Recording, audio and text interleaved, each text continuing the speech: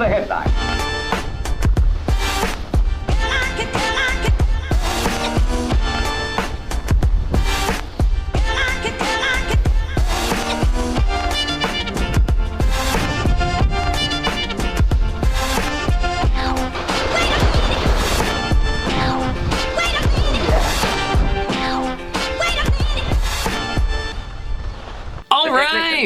Welcome. If you're new to the channel, my name's Elliott and you're watching Rickety Ski Reviews. Today, we're reviewing the Stockli Montero AX for 2026. Now, full disclosure, I spent my own money traveling to Sun Valley where I met with the Stockli rep and they allowed me to ski on the 2026 Stockli Montero AX, which is the same as 2025. And the 2026 Stockli Stormrider 88. However, I paid my own money for my ski ticket, for my travel, for my place that I stayed. Everything was paid out of pocket and I returned the skis at the end of the day. But I do review Stockli skis and like they sent me the Montero ARs and I keep them. That's allowed me to do really thorough tests. So just full disclosure, but Stockli did meet me, provide the skis, and I was able to ski on them for a day. But of course, I'm not paid by any brand, and this is my 100% independent opinion on these skis.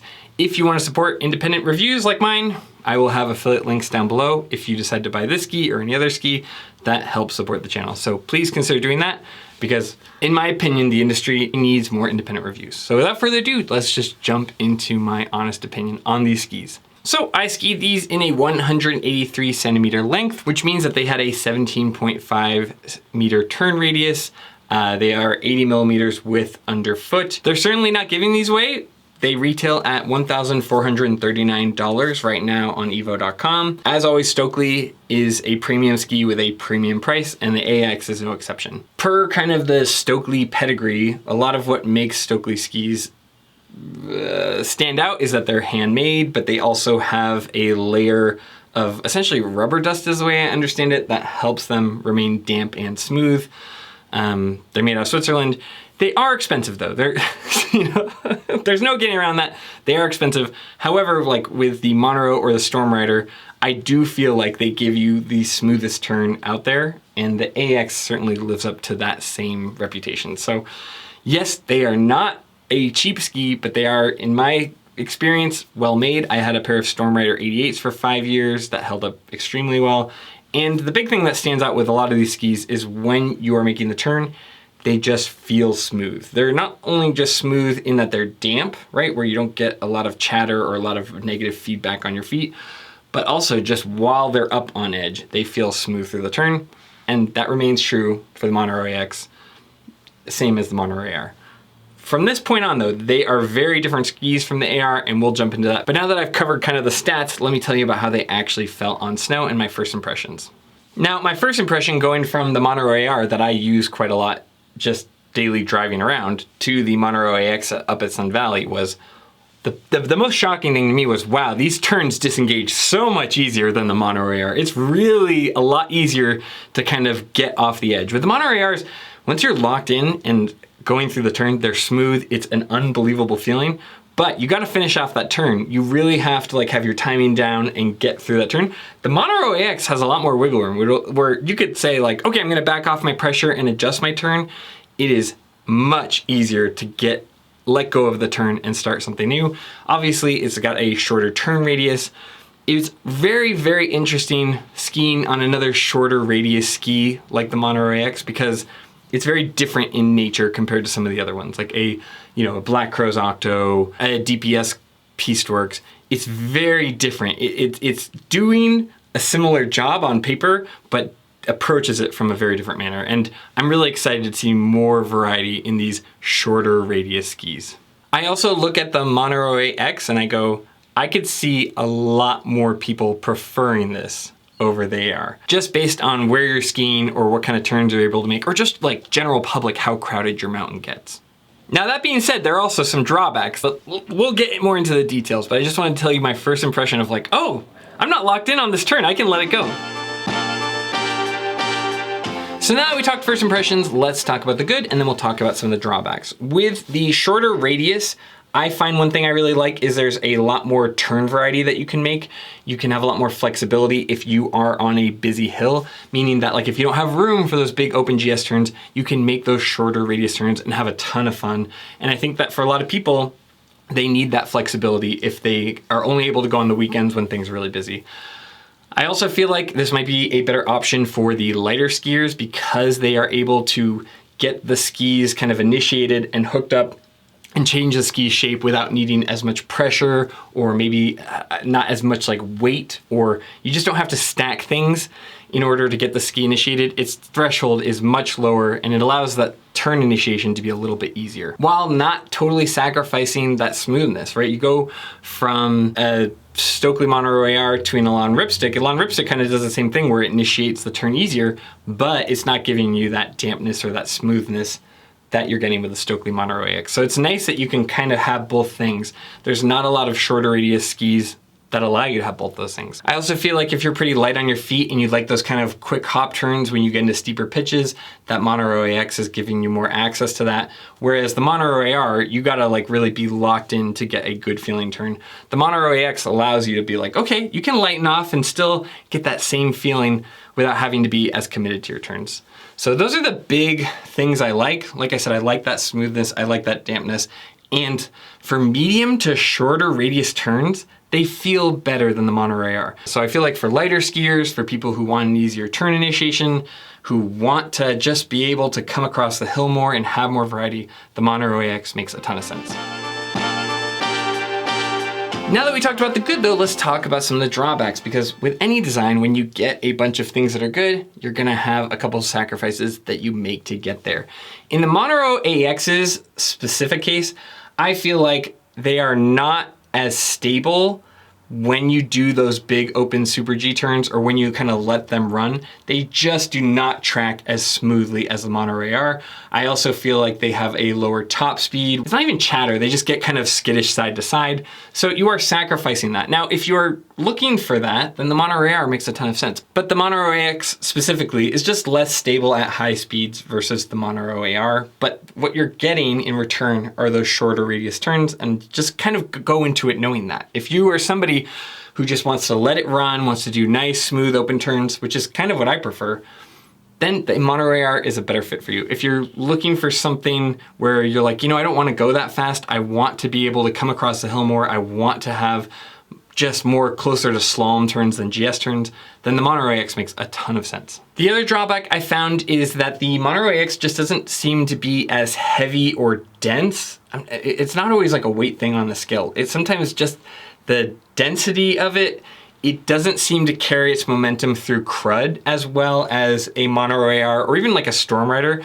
The Montero AX seems to kind of hang out on top or get hung up in that stuff. Now that's no surprise given the shorter radius, given how it's a lot easier to initiate, but something to consider.